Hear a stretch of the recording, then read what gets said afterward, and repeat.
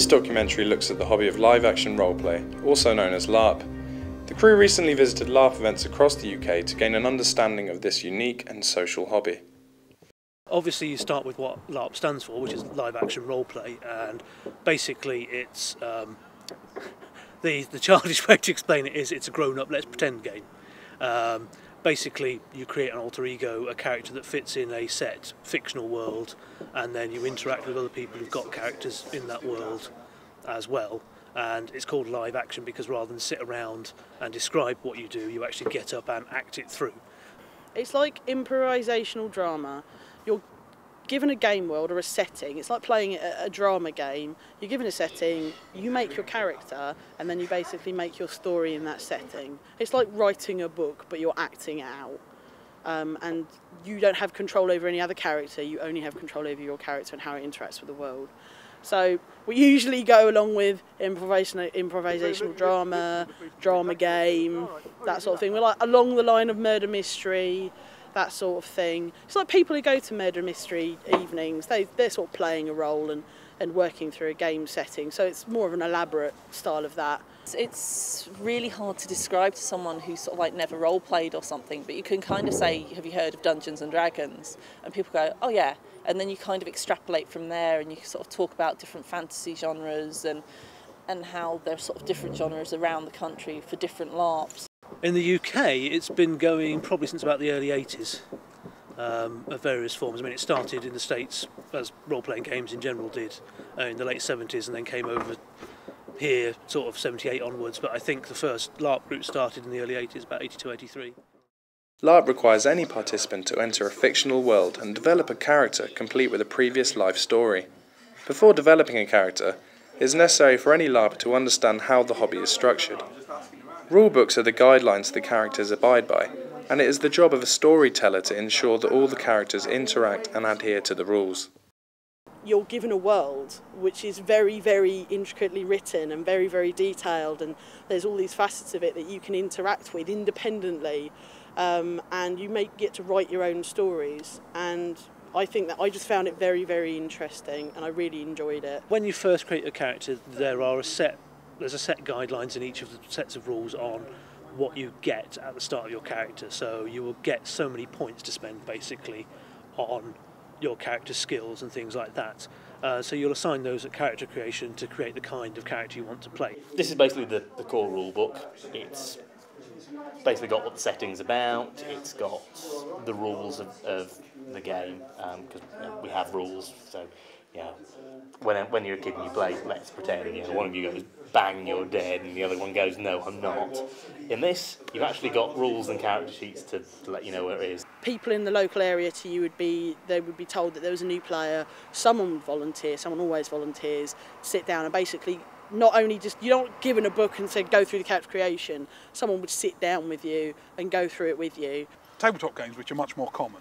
I mean, the problem is you're sitting talking across the table. You have about five, 6 people, the ST and the group. But for example, what's going on in the main room where a lot of them are just sitting chatting would be very hard to sustain in a tabletop. Yeah. But in a LARP where you're in costume, I mean they're pretty low key for these guys, but they're in costume, you've got your body language, all that sort of thing, it makes it a lot more immersive. Some games that are very easy to play because they've got clear in-character structures, like Vampire's really easy to play because it's a feudal society. So if you have any understanding of a feudal society, then you can pretty much get on board with the sort of the hierarchy of the game. When the game actually starts, I'm the guy that basically keeps things going. It's my job to basically make sure everybody has fun. If everybody has fun, I'm doing it right. If there's anyone that doesn't have fun, I've done something wrong. The concept of escapism can be applied to LARP in many respects, especially when considering how participants are required to create an alter ego in order to partake in the hobby. We asked a selection of LARPers to describe their characters and explain how and why they created them. Oh, you're new. Oh, you don't know anybody here. Oh, I'm Object. She was a model in real life, like a fashion model, just starting to get big. True Fate took her over into Arcadia and she became a statue, like a piece of art. looked at, never touched, so she doesn't really know how to interact with people anymore. I'm bringing in a new character tonight. The one I played from the start of the game disappeared. I played something in the interim which I wasn't that keen on. I got bored of him very quickly, so I created a new one. And the inspiration was Tennyson. What I wanted to do was to create a knight, but he's part of the Winter Court, which is about sorrow, because I wanted to play up all those associations with sort of lost love and women chucking themselves out of towers and stuff like that. However, I believe this is our queen. The Winter Court are a collection of sneaky bastards. We are largely paranoid. We are the crazy Vietnam veteran at the end of the garden. And yes, I like to think that I am queen of the paranoid. Good times. At one of the events that we filmed at, the story required characters to perform a ritual. This was a clear example of character interaction in-game. The idea behind it is the way you get respect in the game is you announce to the spirit world that that you're worthy of some form of respect. And what they do that by doing what's called, they basically brand you. I think it's called a rite of accord or something like that. They put a brand on you and they summon down a spirit to confirm the fact you're worthy of this brand. Oander, hör mig! Vi är här! Johnny sagt. Vi ska se till så att han får den ära han förtjänar. Now the one we're going to do today is basically it's a brand due to the honour of me fulfilling a bargain with another spirit. So we're going to summon down. Got some couple of guys who are going to set some sort of apparatus up. There'll be a guy who comes in who's going to be playing the spirit, and then ultimately I'm probably going to end up kneeling in the dirt, I reckon, and be anointed with something. Simokni Bador, will you take this mark? I am honoured to bear this mark. Will you bear it upon your skin for all your life? I will bear this mark to mark me as honourable for all my life. It was clear to see that the social side of the hobby was one of its main strengths. This was highlighted by LARPers who were keen to express how the social aspects of the hobby had affected their lives in a positive way. My first game, I spent most of it just sitting in the corner looking at people going, what the hell are they doing?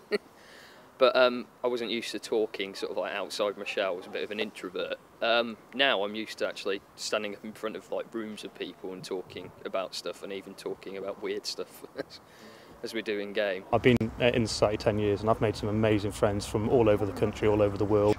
I've got friends out in the US now that I don't see quite so much, but yeah, I mean the social aspect is fantastic. I mean some of my long-term friends I've got through this society, so that's the social aspect, brilliant. The evenings when sort of it becomes very social, and sort of in some of the other LARPs it's sort of about sitting around fires and having a natter and drinking and sort of like in character, and then sort of when time out occurs out of character you can sort of sit up till 4 or 5 in the morning and just chat about, you know, what happened, and you know who's got married and who's expecting children, and it kind of just sort of seeps through. I've met some thoroughly interesting people. I like to think I've become a bit more interesting myself in this. And yeah, it's just one of the most wonderful feelings when you see a load of people you haven't for a long time. Most local groups also organise, like I say, social events outside game time. So it might be a cinema trip, it might be just all meeting up in the pub on a certain evening and having a meal together and having a chat. So yeah, there's quite a good social scene as well on the side. As a result of being part of the society, I now have I'd say nearly 24 friends in America, a dozen people I know in Italy because I've been to games in Italy, and a few people in Australia. If I had to sum up LARPing and my experience of LARPing into 3 words, I'd have to say, oh goodness, emotional, exciting and dramatic. Interesting, friendly fun. Beer, boobs and fun. Good clean fun. 3 words. You can do it. Creative escapism with friends. I know the with takes it up to 4 words, but does that count? Fun, friendship and challenge. Social. Interactive. And